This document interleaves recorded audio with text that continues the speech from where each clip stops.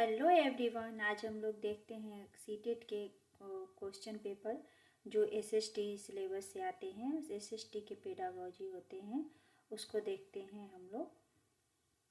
जो previous year पूछे गए हैं उसी का क्वेश्चन हम लोग डिस्कस करेंगे। आज हम लोग डिस्कस करेंगे। तो पहला क्वेश्चन है, सामाजिक अध्ययन और सामाजिक विज्ञान के संबंध के बारे में निम्न में से कौन सा कथन सही है। इसमें से देखना है, 4 ऑप्शन दिया हुआ है, इसमें से एक सही हम लोग को चूज करना है। तो पहला ऑप्शन है, सामाजिक विज्ञानों का एकीकृत अध्ययन ही सामाजिक विज्ञान कहलाता है। एकीकृत मतलब इंटीग्रेटेड। सामाजिक अध्ययन और सामाजिक विज्ञान एक ही सिक्के के दो पहलू हैं। तीसरा ऑप्शन है, सामाजिक अध्ययन और सामाजिक विज्ञान पूर्णतः दो अलग अलग विषय हैं, जो कि पूर्णतः दो अलग अलग विषय नहीं है। सामाजिक अध्ययन सामाजिक विज्ञान का एक छोटा सा हिस्सा मात्र है। इसमें से पेडागोजी में क्या होता है कि हम लोग को सबसे अच्छा चुनना होता है, तो सबसे अच्छा बेस्ट वाला ऑप्शन देखना होता है। तो सबसे बेस्ट वाला ये चारों में ऑप्शन है, आपको कौन लग रहा है आप बताइए। मैं बताती हूँ, सामाजिक विज्ञानों का एकीकृत अध्ययन ही सामाजिक विज्ञान, मतलब दोनों एक दूसरे से जुड़ा हुआ है। इसका आंसर भी दिया हुआ है, सॉल्यूशन देखते हैं। सामाजिक अध्ययन और सामाजिक विज्ञान के संबंध में सामाजिक विज्ञानों का एकीकृत अध्ययन ही सामाजिक विज्ञान है। सामाजिक विज्ञान के प्रमुख बिंदु, सामाजिक विज्ञान का क्षेत्र विस्तृत और व्यापक होता है। सामाजिक विज्ञान अधिक सैद्धांतिक होता है। मानवीय संबंधों के संदर्भ में नए नए सत्यों को खोजना सामाजिक अध्ययन के प्रमुख बिंदु। सत्यों को खोजना, नए नए सत्यों को खोजना और सामाजिक अध्ययन के प्रमुख बिंदु भी देखते हैं। फिर से, सामाजिक अध्ययन सामाजिक विज्ञान की अपेक्षा व्यवहारिक होता है। सामाजिक अध्ययन सामाजिक विज्ञान की अपेक्षा व्यवहारिक होता है। सामाजिक अध्ययन का अर्थ मानव का अनेक वातावरण के साथ संबंधों का अध्ययन है। सामाजिक अध्ययन की विशेष विषय वस्तु का स्तर सामाजिक विज्ञान की तुलना में निम्न होता है। चलिए, रहा पहला क्वेश्चन का आंसर। दूसरा क्वेश्चन देखते हैं हम लोग। सॉरी, ये आंसर ही दिख गया। छात्रों में रचनात्मक के विकास के लिए सामाजिक विज्ञान के शिक्षक को निम्न में से क्या करना चाहिए। मतलब उसमें जो बच्चा किस तरह से सबसे अच्छा सीखेगा। तो संदर्भ पुस्तकों का उपयोग करके शिक्षण करना बिल्कुल सही है। पुस्तकों का भी उपयोग करना चाहिए। प्रारंभिक शिक्षण अधिगम विधियों को अपनाना, ये भी सही है। कक्षा में वाद विवाद एवं घूर्णन विधि का प्रयोग करना, ये भी सही है। चौथा ऑप्शन है, गतिशील आधारित शिक्षण अधिगम प्रक्रिया में छात्रों को शामिल करना। इसमें चौथा ऑप्शन में क्या दिया, गतिशील आधारित शिक्षण अधिगम प्रक्रिया में छात्रों को शामिल करें। जिससे होगा क्या कि बच्चा खुद से जब करके सीखेगा तो ज़्यादा अच्छे से सीखेगा। तो इसलिए हमारा ऑप्शन हो जाएगा 4 नंबर।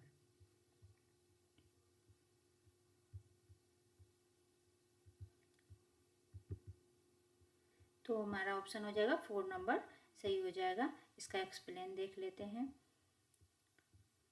छात्रों में रचनात्मक के विकास के लिए सामाजिक विज्ञान के शिक्षक को गतिशील आधारित शिक्षण अधिगम प्रक्रिया में छात्रों को शामिल करना चाहिए। शामिल करना सबसे ज़्यादा महत्वपूर्ण होता है। सामाजिक विज्ञान से अभिप्राय मानव क्रियाओं और व्यवहार अनेक सामाजिक समूहों में क्रमबद्ध एवं व्यवस्थित अध्ययन है।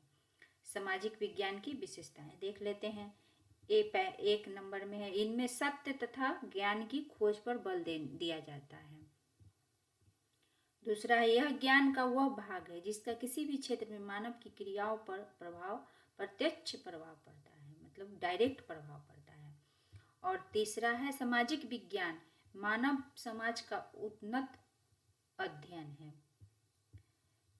अगला है, सामाजिक विज्ञान का उद्देश्य मानवीय संबंधों के विषय में नए सत्य को खोज करना है। नए खोज करके ज़्यादा सीखते हैं। चलिए अगला क्वेश्चन देखते हैं। अगला क्वेश्चन है, कपड़ा वहाँ बन सकता है जहाँ कपास, मतलब जिस मटेरियल से बनता है वो, पानी के साधन, परिवहन, उसको ले जाने लाने के लिए, ये करने के लिए काम करने के उम्र वाले लोग भी उपलब्ध हों।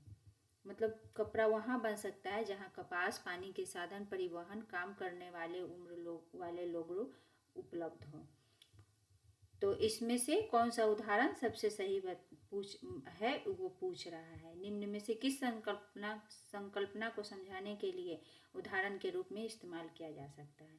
तो इसका ऑप्शन है जमीन के इस्तेमाल के पैटर्न, प्रतिमान। दूसरा ऑप्शन है क्षेत्रीय साझेदारी। तीसरा है स्थानिक अंतःक्रिया। चौथा है केंद्रीय स्थान। तो इसका ऑप्शन हो जाएगा तीसरा स्थानिक अंतःक्रिया। जो यहाँ पे कपड़ा वहाँ बन सकता है जहाँ कपास, पानी के साधन, परिवहन, काम कर सकने की उम्र वाले लोग उपलब्ध हो, तथा स्थानिक अंतःक्रिया को समझने के लिए उदाहरण के रूप में इस्तेमाल किया जा सकता है। नोट है, स्थानिक अंतःक्रिया किसी स्थान के भौगोलिक और सांस्कृतिक लक्षणों को प्रतिनिधित्व करते हैं। इसको मानचित्र पर प्रदर्शित करने के लिए ग्रिड रेखाओं का प्रयोग किया जाता है। अगला क्वेश्चन है, निम्नलिखित प्रश्न समानता सामाजिक विज्ञान की कक्षा में इस्तेमाल किए जाते हैं। इन प्रश्नों का चयन कीजिए जो आलोचनात्मक चिंतन के विकास के लिए बृहद क्षेत्र उपलब्ध कराते हैं। आलोचनात्मक चिंतन के विकास के लिए बृहद क्षेत्र उपलब्ध कराते हैं मतलब सामाजिक विज्ञान के बारे में सबसे ज़्यादा जो बच्चा सोच सकता है, क्रिटिकल थिंकिंग, मतलब वो ज़्यादा से ज़्यादा सोच सके। तो पहला ऑप्शन है, कानून के नियम से आप क्या समझते हैं? अपने रोजमर्रा के जीवन से एक या दो उदाहरण देकर समझाएं। सेकेंड ऑप्शन है, दो सुझावों को सूचीबद्ध कीजिए जो घरेलू हिंसा के विरुद्ध भारतीय कानून के बारे में जागरूकता पैदा करने के लिए प्रयोग किए जा सकते हैं। तीसरा ऑप्शन है, घरेलू हिंसा से आप क्या समझते हैं? महिलाओं को घरेलू हिंसा के विरुद्ध नए कानूनों के द्वारा प्राप्त दो संवैधानिक अधिकारों को सूचीबद्ध कीजिए। चौथा ऑप्शन है, भारत में कानून के नियम का सामान्यतः पालन नहीं किया जाता है। क्या आप इस कथन से सहमत हैं? अपने उत्तर की पुष्टि कीजिए। देखिए, डी नंबर तो है जो सबसे ज़्यादा ये कर रहा है, क्रिटिकल थिंकिंग उत्पन्न कर रहा है कि इंसान सोचे, बच्चा सोचे इस पर कि क्या हो सकता है। तो ऑप्शन हो जाएगा डी नंबर डी। भारत में कानून के नियम का समानता पालन नहीं किया जाता है। यह प्रश्न समानता सामाजिक विज्ञान की कक्षा में इस्तेमाल किए जाते हैं। इस प्रश्न का चयन आलोचनात्मक चिंतन के विकास के लिए बृहद क्षेत्र उपलब्ध कराते हैं। आलोचनात्मक चिंतन निर्णय लेने के लिए उपलब्ध तथ्यों और तर्कों का विश्लेषण है।